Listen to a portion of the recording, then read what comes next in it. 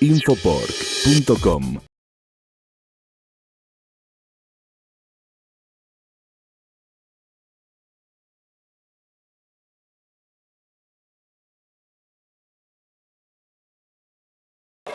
Mi nombre es Carlos de la Torre, yo soy el director comercial de la empresa Bioter y junto con el grupo de compañeros nuestros de trabajo vamos a estar presentándoles hoy en este workshop dos presentaciones y agradecer también a la gente de Oltech que nos acompaña también en esta presentación. Vamos a comenzar con un video institucional presentando, digamos, a nuestra empresa y también, por otro lado, el doctor médico veterinario Santiago Capalvo, quien hoy ya tiene una maestría en nutrición en la Universidad de Viçosa y por otro lado desarrollando y terminando un doctorado en nutrición en la Universidad Autónoma de Barcelona, como en la primera presentación, en donde vamos a estar tratando factores nutricionales, ambientales y de manejo que repercuten en el potencial productivo de la hembra en lactancia. Y después, a través de la gente de Oltech, va a haber una actualización de requerimientos de microminerales para cerdas, a través de la ingeniera agrónoma Marlene Smith, que tiene una maestría y un doctorado en nutrición en la Universidad de Viçosa y además es gerente técnica de Oltech Brasil. Así que bueno, comenzamos.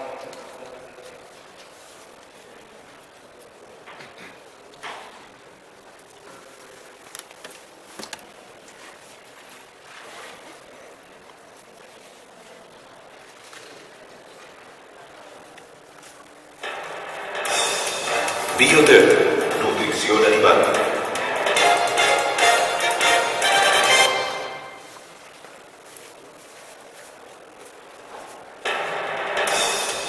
Bioter, nutrición animal.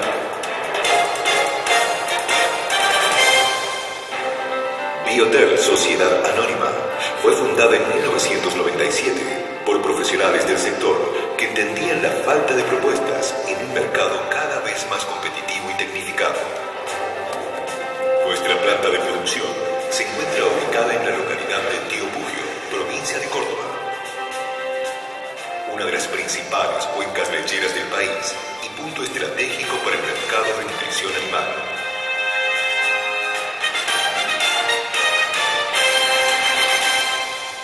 Disponemos de un predio de 30 hectáreas, con más de 5.000 metros cubiertos y 4 líneas de producción. Monogástricos, rumiantes, micros, extrusión de cereales. Elaboramos productos de nutrición para porcinos, bovinos y aves, produciendo núcleos, premezclas, concentrados y alimentos terminados.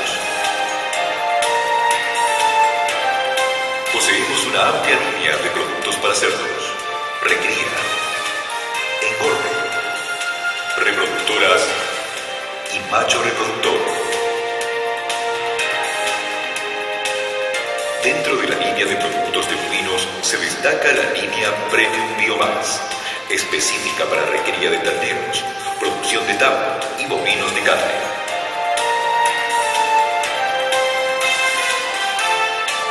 También ofrecemos en el mercado núcleos vitamínicos minerales y concentrados para aves. Debido a la amplia demanda, en Bioter hemos experimentado un crecimiento de gran magnitud, generando una red de distribución que abarca los puntos más importantes del país: Córdoba, Santa Fe, Buenos Aires, San Luis, Corrientes, San Juan, Mendoza, Catamarca, Santiago del Estero, Entre Ríos, Neuquén, Tucumán, Salta, Jujuy y La Pampa. Actualmente en Bioter contamos con un centro propio de distribución ubicado en la ciudad de Río Cuarto. La nutrición animal es una ciencia en constante avance. Por ello decidimos trabajar junto a los productores productores, conociendo sus necesidades y adaptándonos a sus objetivos, teniendo como principal propósito alcanzar los más altos estándares de calidad de nuestros productos y servicios, protección ambiental y seguridad. La asistencia técnica personal ha sido siempre una característica de Bioter, con trabajos a campo, tanto en lo nutricional como en otras áreas de producción. Para ello contamos con un equipo de profesionales altamente capacitados en la nutrición y manejo. En el año 2005, en Bioter decidimos incursionar en producción porcina. Actualmente poseemos 3 granjas Biopor, con un total de 1000 madres en producción.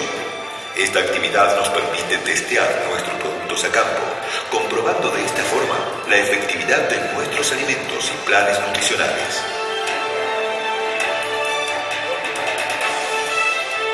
Tenemos un centro de investigación en nuestra recría experimental, donde permanentemente realizamos ensayos con el fin de analizar diferentes productos, pautas de manejo y planes nutricionales para alcanzar la máxima calidad.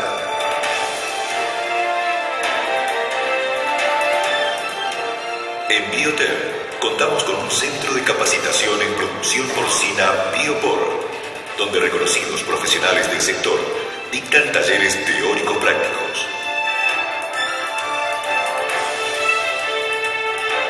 Más de 500 personas han participado para perfeccionarse en las áreas de maternidad, gestación, recría y engorde. Somos elegidos por nuestros clientes, productores, asesores y una gran cantidad de empresas del sector, en virtud de ser la única empresa del país que brinda esta modalidad.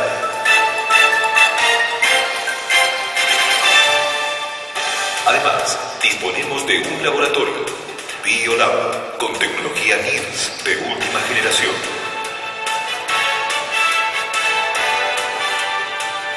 Biolab nos permite certificar la calidad de nuestras materias primas, brindar un servicio confiable para nuestros clientes y evaluar posibles modificaciones en las fórmulas de acuerdo a los resultados, respondiendo así a las demandas crecientes del mercado.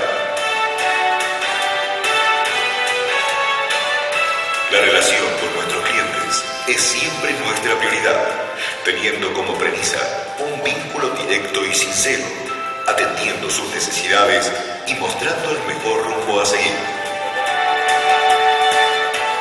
Estamos enfocados en acompañar a nuestros clientes en la toma de decisiones, definiendo el plan nutricional más adecuado, con el fin de alcanzar y superar sus expectativas para afianzar nuestros negocios y relaciones comerciales. Aspiramos a profundizar nuestro crecimiento, consolidando a Bioter como referente de mercado. Contamos con certificación de calidad GMP, que nos permite asegurar las condiciones ambientales y de higiene durante la elaboración, almacenamiento, distribución y transporte de productos, garantizando la calidad de su proceso de fabricación, materias primas y productos terminados.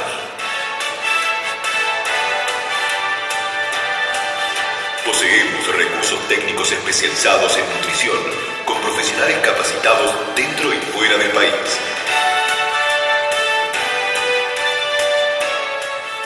En Bioter tenemos un gran equipo humano de trabajo, tanto en Administración Central Pilar como en Tío Pugio, siendo nuestro objetivo principal optimizar y afianzar la relación con nuestros clientes, que nos eligen y confían en nosotros día a día.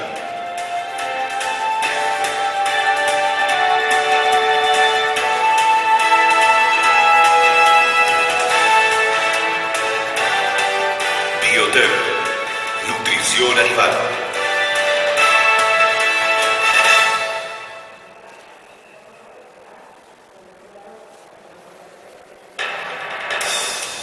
Bioter.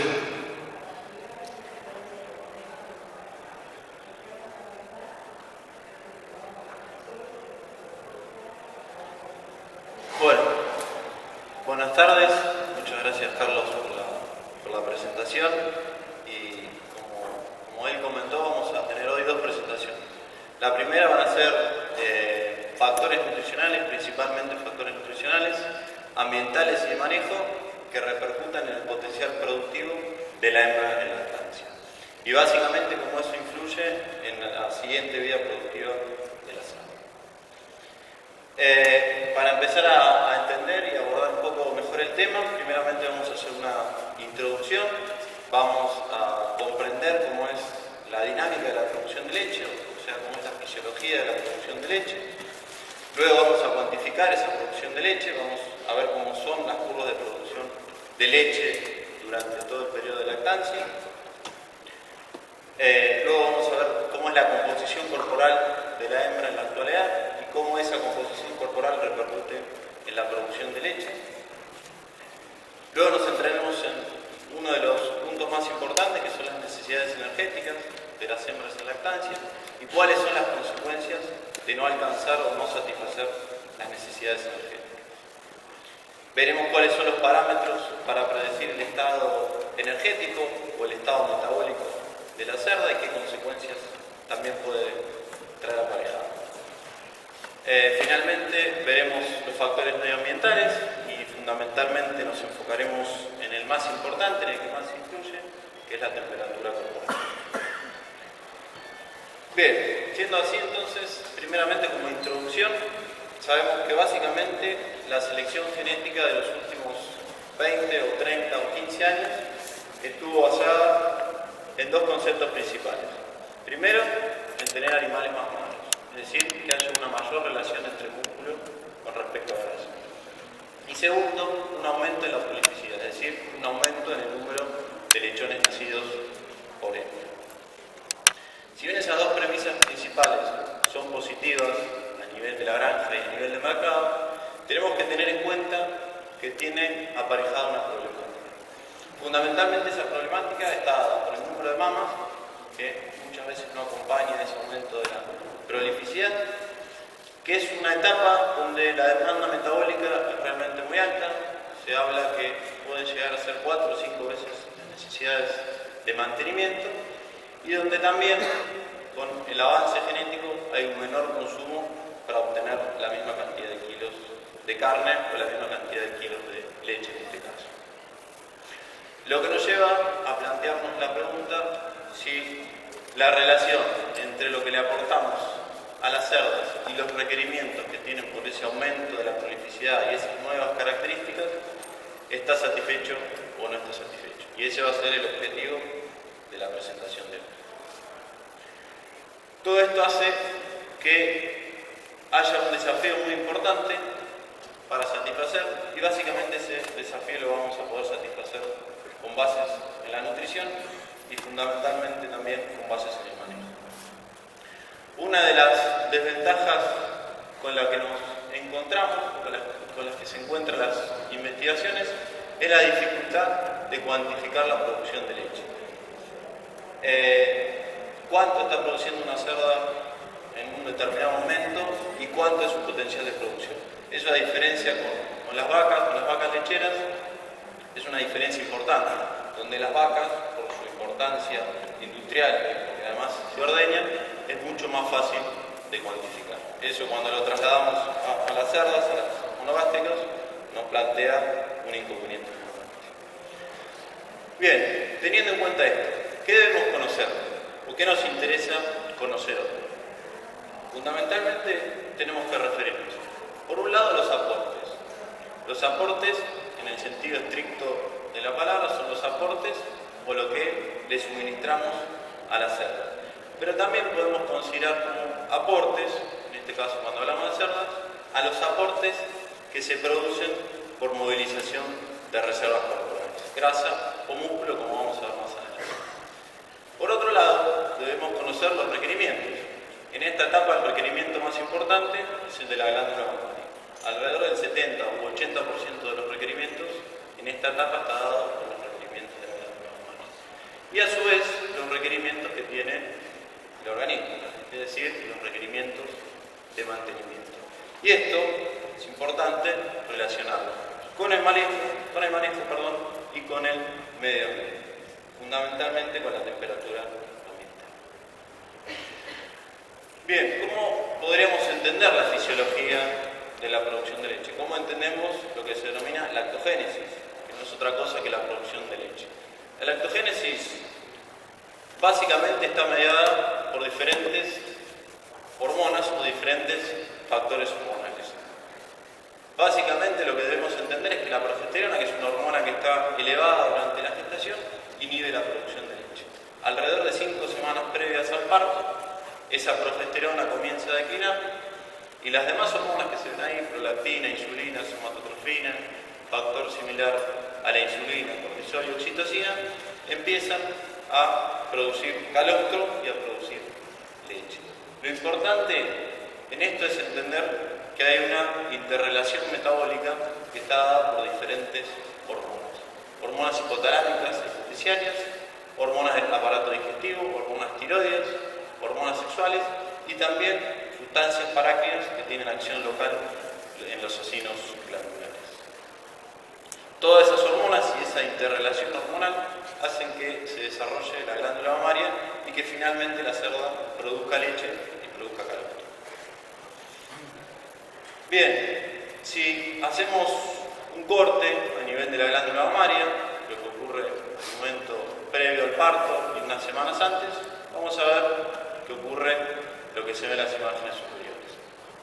En los primeros días hay una mayor cantidad de tejido adiposo en detrimento de los acinos glandulares. Los acinos glandulares son los que producen la leche.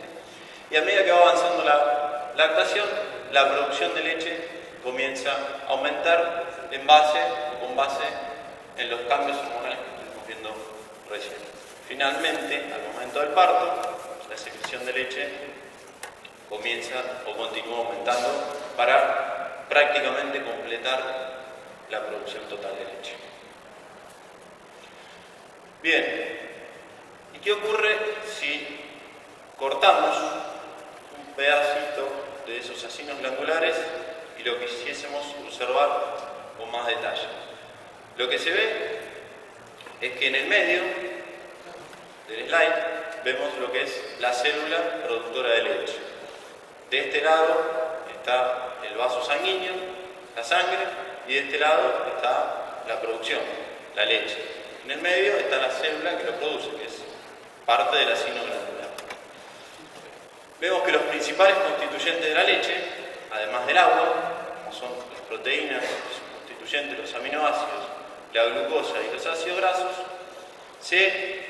no solamente provienen de la sangre, es decir, con lo que le suministramos en la dieta o con lo que la cerda moviliza, sino también hay una producción local, es decir, que son células con función de síntesis.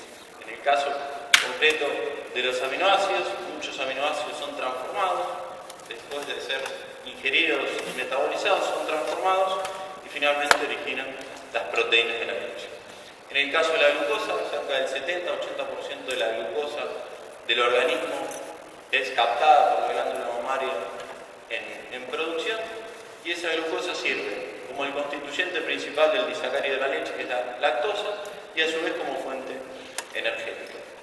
Y los ácidos grasos de la leche provienen fundamentalmente de la dieta y de la movilización. Lo importante es que esta célula, como vemos, es una célula muy funcional y que además estos dos componentes, las proteínas y las glucosas, son prácticamente independientes de los aportes que podamos hacerle, vía dieta o vía movilización. El componente que más flexible o que más se puede alterar en la composición son los ácidos grasos, con ciertas restricciones. Bien, entendemos cómo es la producción de leche, cómo se producen los acinos glandulares. Lo que tenemos que entender también es cómo es esa dinámica de producción de leche, es decir, se produce de la misma manera durante todo el ciclo de lactancia y a su vez cómo finaliza y por qué finaliza. ¿Qué ocurre en las mamas que están con rojo, por ejemplo, que son mamas afuncionales? ¿Qué ocurre cuando tenemos un lechón con spike leg o un lechón que se muere? ¿Qué ocurre con esa glándula? ¿Pasa a un estado secretor a un estado no secretor? Y esto es muy importante porque ocurre muy rápidamente. Si una glándula mamaria con 24 horas, a partir de las 24 horas de éstasis, es decir, que no se vació su contenido, es decir, que su lechón no mamó, no succionó, va a perder el 25% de su capacidad de producción de leche. Es decir, si un lechón se muere, pasan 24 horas y le ponemos otro lechón, esa glándula mamaria va a producir un 25% menos. ¿Y qué ocurre luego de 40 a 60 horas? Es decir, luego de 2 o 3 días. Hay una involución completa. Si hay un éxtasis, o sea, si la glándula continúa con leche en su interior y hace que ese éxtasis vuelva ese proceso irreversible. Y eso fundamentalmente es lo que ocurre cuando muere un lechón y no podemos hacer una adopción adecuada o en el momento del destete. Eso nos lleva a pensar en la importancia que tiene la succión y cómo la succión favorece la producción de leche y la producción de la glándula mamaria. Y fundamentalmente eso se da por una hormona, que es la oxitocina, que tiene una función principalmente en la eyección de la leche, como ustedes ya saben, pero también en la movilización de reservas corporales, en las células epiteliales y en el tamaño de la glándula. Esta hormona hay que aclarar que se libera cuando el lechón hace una succión en alguna de las glándulas mamarias. Bien, pero ¿qué es lo primero que se produce? Previo al parto, la producción primaria es el calostro. El calostro, a diferencia de lo que ocurre con la leche, que se empieza a formar o se empieza a diferenciar del calostro a partir de las 18 o 24 horas, de una forma bastante paulatina, es el principal componente energético del lechón cuando nace. El lechón cuando nace tiene menos de 2% de grasa, es decir, que es muy susceptible a la temperatura, es decir, que necesitamos aportarle energía. Y el calostro le aporta energía básicamente por la grasa y por la lactosa. Y otra característica muy importante del calostro es el nivel de proteínas que tiene. Que si comparan lo que ocurre al momento cero o las primeras 3 horas con la producción de leche, prácticamente tiene 3 veces la diferencia. Y eso está dado fundamentalmente porque el calostro tiene mayores niveles de inmunoglobulinas y tiene factores de crecimiento que permiten que el lechón desarrolle su aparato digestivo. Cuando se transforma del calostro, cuando pasa de calostro a leche, que como dijimos aproximadamente es durante las primeras 24 horas, los niveles de grasa se mantienen dentro de los mismos valores, los niveles de lactosa suben un poco porque en ese momento pasan a ser la principal fuente de energía del lechón y los niveles de proteína disminuyen mucho a causa de lo que les comenté recién. Bien, ¿y en qué momento la cerda produce más leche? ¿Produce leche constante durante todo el periodo de lactancia? Evidentemente no. Y tenemos que pensar que el principal determinante de la producción de leche, es decir, de la capacidad que tenga el lechón de producir tantos kilos de leche, es la línea genética. Líneas genéticas con mucho potencial de producción de leche pueden llegar a producir o tienen el potencial de producir hasta 15 kilos de leche por día. Luego de la línea genética, que es el principal determinante, hay otros determinantes que son secundarios pero no menos importantes, como el número de partos, el tamaño de la camada, el ambiente, el estado metabólico, entre otros. ¿Y qué ocurre con el número de partos? ¿Produce la misma cantidad de leche una cerda de primer parto que una cerda adulta de tercero, cuarto, quinto parto? ¿Desteta al mismo peso una cerda cachorra que una cerda adulta? No. Y eso básicamente está en función de la cantidad de leche que produce. Una cerda de primer parto tiene una producción diferente a una hembra de segundo parto y a una hembra de cuarto parto, con el trabajo que se muestra en el slide. ¿Y eso por qué puede ser? Fundamentalmente porque una hembra que está en crecimiento, una hembra de primero o segundo parto, va a empezar o va a destinar mayor cantidad de nutrientes a el crecimiento. Es una hembra que todavía debe crecer y parte de esos aportes que va a tener van a ir al crecimiento del corporal. ¿Cómo podemos predecir la producción de leche? ¿Cómo sabemos cuánto produce en determinado momento? Hay diferentes modelos. La mayoría están basados en modelos matemáticos, es decir, son ecuaciones de predicción. Unas ecuaciones distintas de diferentes autores, de diferentes investigadores, se puede predecir cuánta leche produce. Y eso está basado fundamentalmente con la ganancia aérea de peso y con el tamaño de la cama. Hay que tener en cuenta que son modelos matemáticos que muchas veces no tienen en cuenta muchas variables biológicas. Están basadas en estos dos modelos, que son modelos que están traspolados de lo que son curvas de crecimiento, y otros métodos utilizados, el peso ingesta peso, es decir, se pesa el lechón previo a que mame, se lo deja mamar, se descartan pérdidas por orina y por materia fecal y se lo vuelve a pesar. Y se infiere que ese aumento de peso fue por el consumo de leche.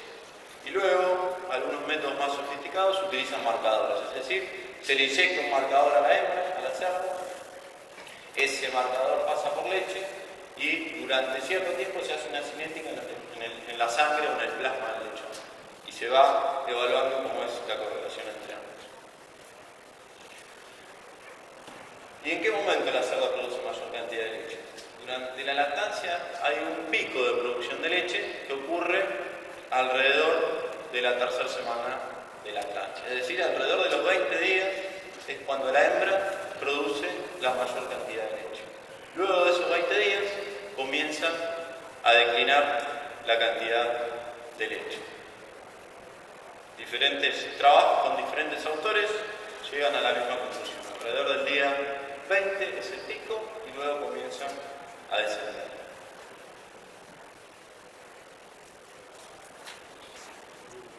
Con esto surge la pregunta que sigue: el potencial de crecimiento del lechón. ¿Es posible aumentar ese crecimiento del lechón? Dicho en otras palabras, ¿llegamos a alcanzar el máximo potencial de crecimiento que tiene un lechón lactante? ¿O es posible que el cerdo o el lechón en este caso crezca más? En general, lo que se sabe es que el lechón podría aún crecer más, que la producción de leche en realidad es una limitante para el crecimiento del lechón. El lechón tiene más potencial genético para crecer del que podemos llegar a suministrar. Y hay varias teorías de por qué sucede eso. Algunas están basadas en algunas deficiencias de algún aminoácido, puntualmente la arginina, que lo que hace es que el lechón deposite más tejido adiposo, porque nace deficiente al momento del parto. Y otras teorías tienen que ver con la capacidad de succión de los lechones. Y eso fundamentalmente está dado por una hormona que ya mencionamos anteriormente, que es la oxitocina. La oxitocina, como vimos, es liberada por la succión de los lechones. Y las teorías más aceptadas hablan que esa oxitocina no es suficiente para producir la cantidad de leche que debe producir la madre para que el lechón pueda expresar su potencial genético. Esa oxitocina, como vimos, tiene funciones en la movilización de las reservas, en la eyección de leche y en el mantenimiento del epitelio glandular. También hay otras hormonas involucradas, como son la insulina y el glucagón, que lo que favorecen fundamentalmente es la producción de lactosa en la glándula mamaria. Bien, ¿y cómo ocurre la disposición en la glándula mamaria? Que es un tema muy importante para predecir el crecimiento de los lechones o para tener en cuenta qué peso va a tener el lechón al destete. La disposición de las glándulas mamarias comienza en un momento cercano al parto, donde la cerda emite un sonido que es característico y que llama de alguna manera a los lechones a mamar. Hay una serie de peleas durante las primeras horas, que puede durar hasta la primera semana, hasta los 7 días, hasta que finalmente la disposición final ocurre en la primera semana.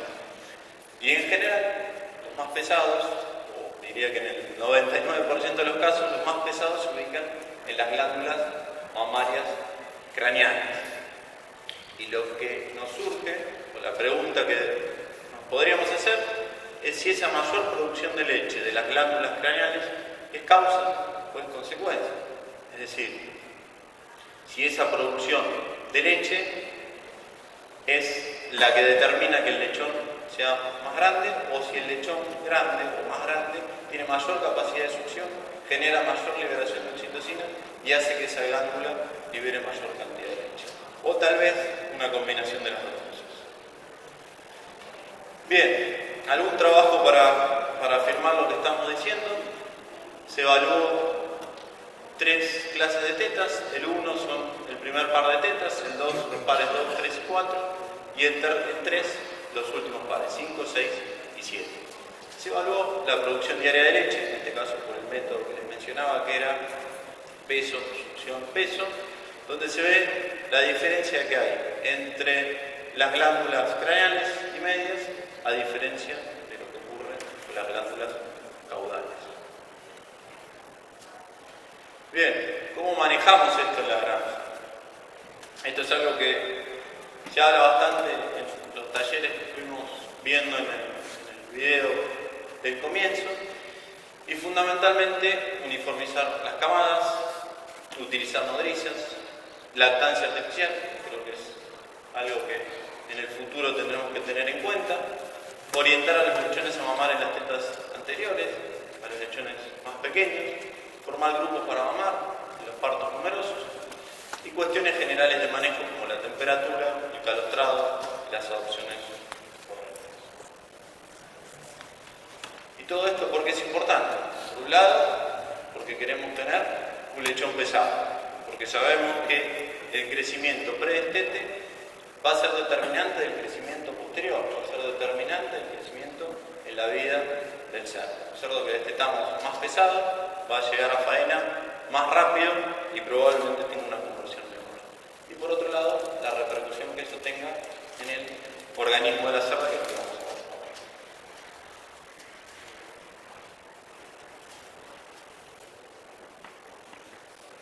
Bien, ¿cómo relacionamos esto con el consumo de ración? ¿Cómo hacemos la interrelación entre ambas cosas?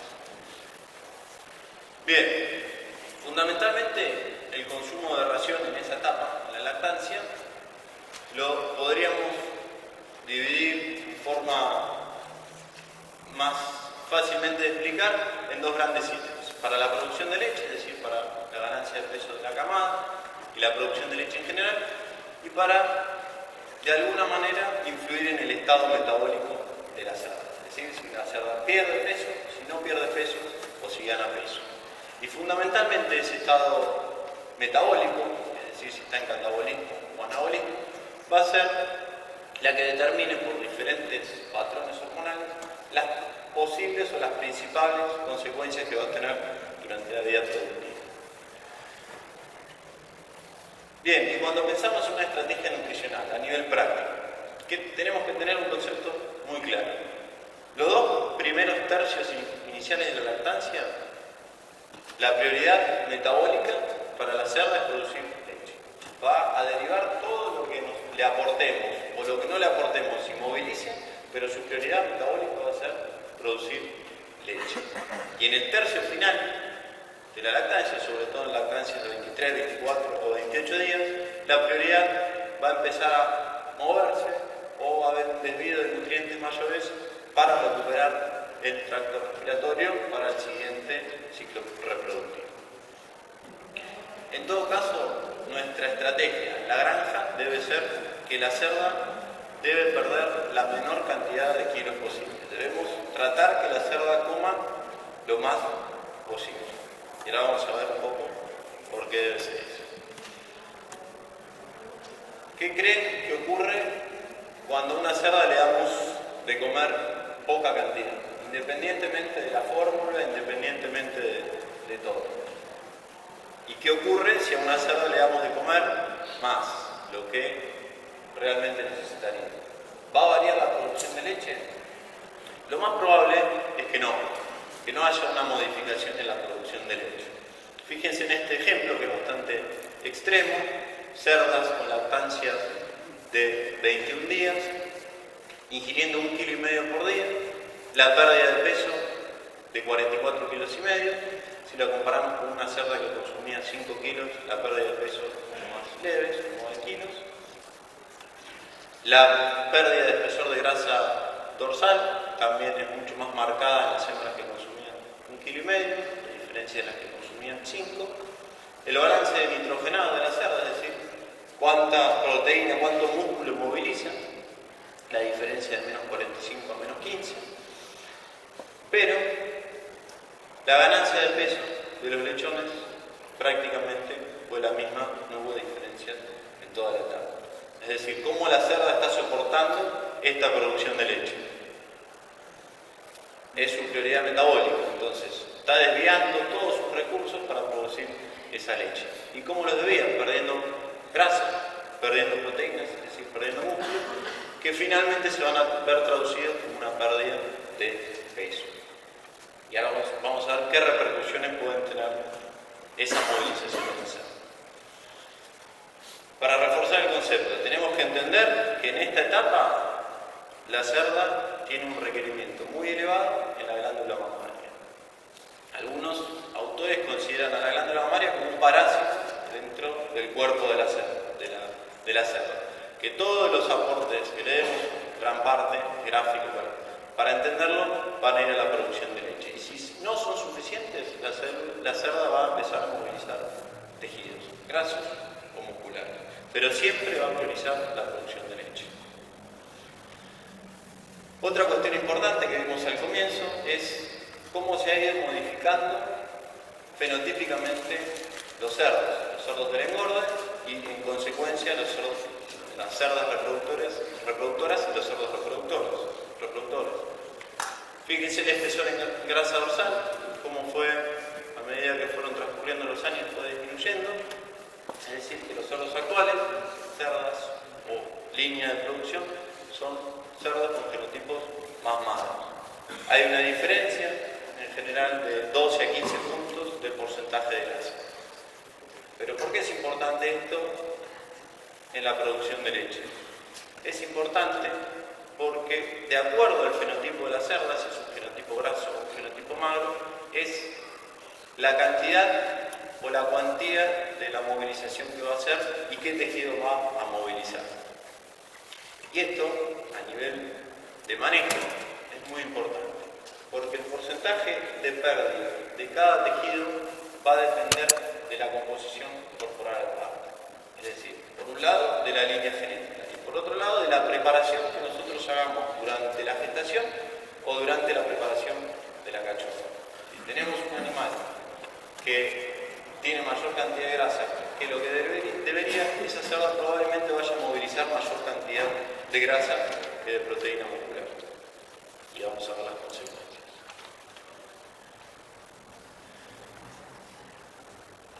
Bien, ¿qué ocurre durante el ciclo productivo de la hembra? El ciclo productivo de la hembra lo podemos dividir en una gestación, en una lactancia, en un intervalo de estés de servicio y nuevamente la gestación. ¿Qué ocurre con el peso corporal? Aumenta y aumenta fundamentalmente en el último tercio de la gestación. Al momento del parto disminuye, no solamente por la pérdida de los lechones, por el parto en sí, sino también porque hay una pérdida de tejidos. Y esa pérdida de tejidos va a ser de proteínas o de grasa. Y esa cuantificación va a ser dependiente de la cantidad que tenga de cada uno de esos tejidos. Bien, ¿y por qué ocurre esa movilización de los tejidos? Y nos tenemos que centrar y entender fundamentalmente la energía. Para entender qué tejido moviliza y cuánto moviliza, nos tenemos que centrar en las necesidades energéticas.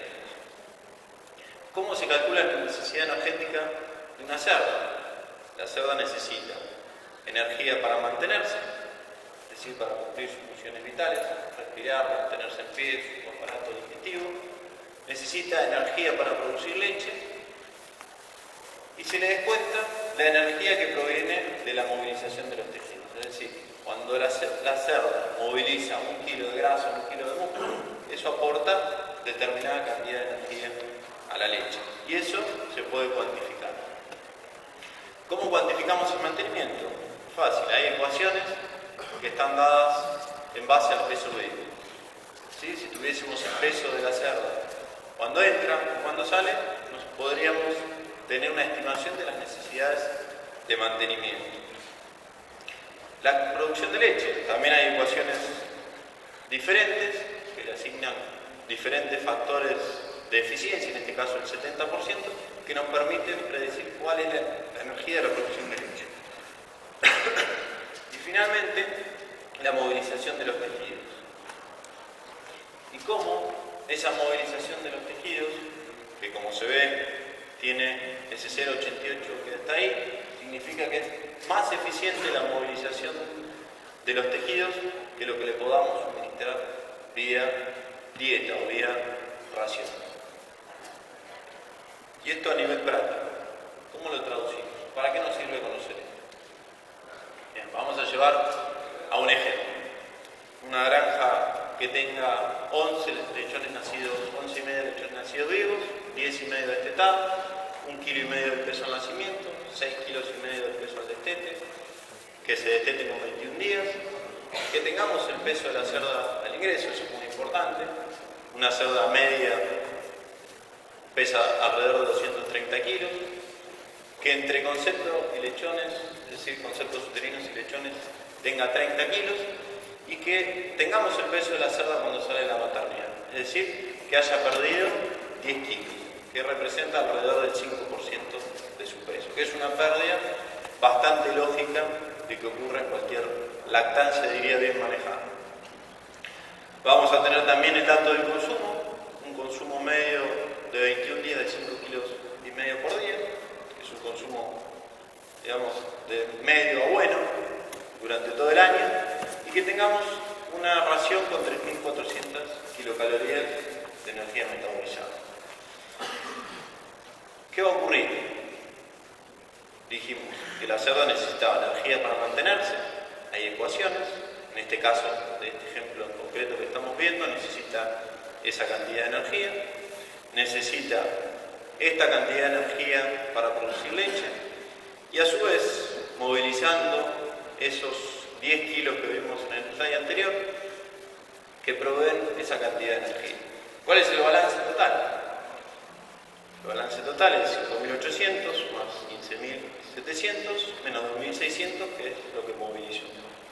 Es decir, que esa cerda, para destetar 10.5 lechones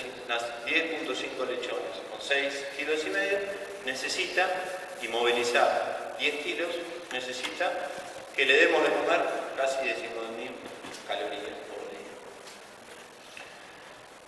Bien, dijimos que esa cerda consume, en el ejemplo nuestro, 5,5 kilos, de una ración de alta energía, 3.400 kilocalorías. 5.5 por 3.400 son alrededor de 19.000. Es decir, que en el caso de este ejemplo, si tenemos los aportes y tenemos los requerimientos, está en un balance prácticamente cercano a cero. Es decir, que la cerda se va a comportar tal cual el ejemplo. Ahora, ¿qué ocurre si modificamos alguna de las variables del ejemplo? Es decir, si trabajamos con una dieta que tenga una densidad energética distinta, para más o para menos, que muchas veces el menos es la mayoría de los casos. Si esa cerda no tiene ese consumo de 5,5 kilos, principalmente en las primerizas, si hay una movilización mayor a los 10 kilos que hablamos, si una cerda pierde 15, 20, 30 o menos kilos. Y fundamentalmente, y lo que se está observando sobre todo en los últimos años, si esa cerda desteta mayor cantidad de lechones, es decir, si en vez de destetar 10,5, desteta 11, desteta 12 o desteta 3. Bien, ¿y qué está ocurriendo? Estos son ejemplos de lo que ocurre o lo que ocurrió en los últimos años en España y lo que ocurrió en la Unión Europea en general en los últimos 14 o 15 años.